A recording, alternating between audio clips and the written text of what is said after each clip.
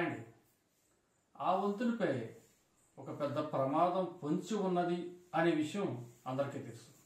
ఆ రోడ్డుపై నిత్యం గాయాలు పాలవలసిందే. మరి ప్రమాదం పొంచి ఉంది అని తెలిసినా ఆ వంతెన మీద ప్రయాణం తప్పదు.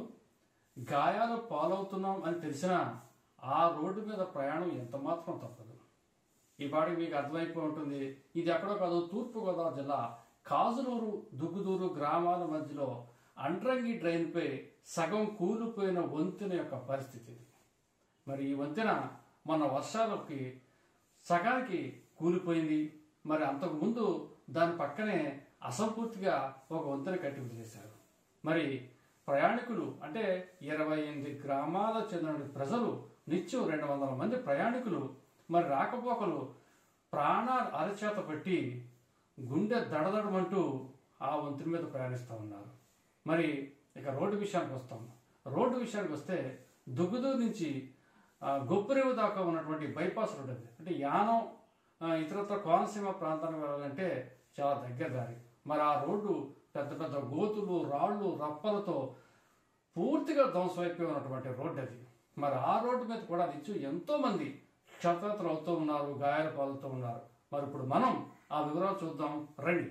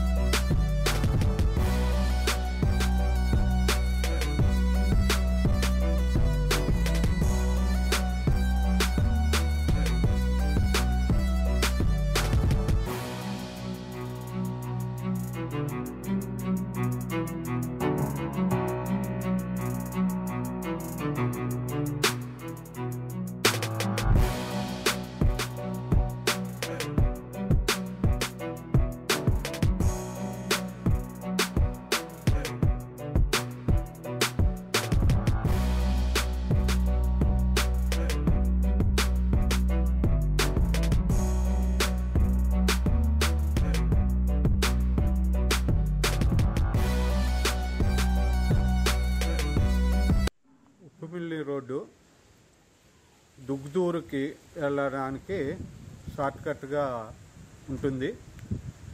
ఈ రోడ్డు పెదలంక, కోలంక, నావానిపాలెం, పల్లిపాలెం గ్రామ ప్రజలకి కాజులూరు మండలంకి ఏ పని ఉన్నా మొత్తం అందరూ ఇలాగా చాలా షార్ట్కట్గా ఉంటుంది. అలాగే ఆరోగ్య సమస్యలు ప్రస్తుతం అందరూ కోవిడ్ ఇతర వ్యాధులతో బాధపడుతున్నారు కాబట్టి దుగ్గుదూరు ఆరోగ్య కేంద్రానికి వెళ్ళవలసిన అవసరం కూడా ఉంది. ఈ ప్రజలందరూ ఉప్పుమిల్లి రోడ్డు ఈ క్రాస్ కట్గా ఉండడం వల్ల ఈ రోడ్డుని వెళ్ళడం జరుగుతుంది. కానీ ఈ మధ్యకాలంలో ఈ రోడ్డును అసలు పట్టించుకోకుండా వదిలేయడం వల్ల పెద్ద పెద్ద గోతులతోటి చెరువుల కింద తయారయ్యి ప్రజలు చాలా ఇబ్బందులు పడుతున్నారు. కాబట్టి త్వరితగతిన ఆ రోడ్డు ఆధునీకరించవలసిందిగా కోరుతున్నాం. నా పేరు గోన సూర్యప్రకాశరావు. మాది కోలం గ్రామం, కాజులూరు మండలం. కాజులూరు దుగ్గుదూరు ఆనుకుని మధ్యగా ఉన్న రోడ్డుకి మధ్యన ఉన్న వంతెన శిథిలావస్థలో ఉంది, పడిపోయింది కూడాను. మొన్న వర్షాలకి చాలా దారుణంగా తయారైంది. యాక్సిడెంట్లు కూడా జరుగుతున్నాయి, ఎంతోమందికి ప్రాణహాని కూడా జరిగింది. ఇటువంటి వంతెనలు సక్రమంగా తయారు చేసి గవర్నమెంట్ పూసుకోవాలని నేను చెప్తున్నాను. ఎన్నోసార్లు ఆ రోడ్లో వెళ్తుండగా మాకు చాలా ఇబ్బందులు కలిగినాయి. ఫ్యామిలీతో వెళ్ళినప్పుడు పడిపోవడం కూడా జరిగింది. అన్ని అధికారులకి ఎంతోమందికి చెప్పాం, కలెక్టర్ గారి దగ్గరికి కూడా తీసుకుని వెళ్ళాం. కానీ దాని మీద యాక్షన్ తీసుకోవాల్సిందిగా కోరుచున్నాను నేను.